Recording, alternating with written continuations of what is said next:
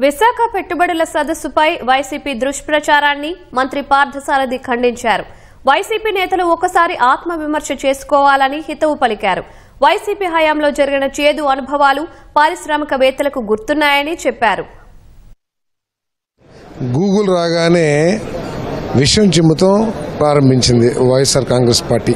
అదానీతో మేము అప్పుడే ఎంఓయూ చేసుకున్నాము, అప్పుడే ల్యాండ్ ఎలకేట్ చేశామని చెప్తున్నారు.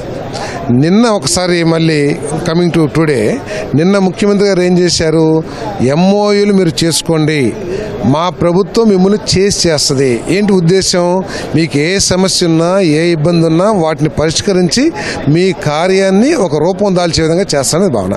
మరి నేను అడుగుతా ఉన్నాను వైఎస్ఆర్ కాంగ్రెస్ పార్టీని, మీరు ల్యాండ్స్ ఇచ్చేశారు, విలువైన ల్యాండ్స్ ఇచ్చేశారు, ఆ ల్యాండ్స్ ఉపయోగంలోకి రాకపోతే మీరు ఏం ప్రయత్నం చేశారు?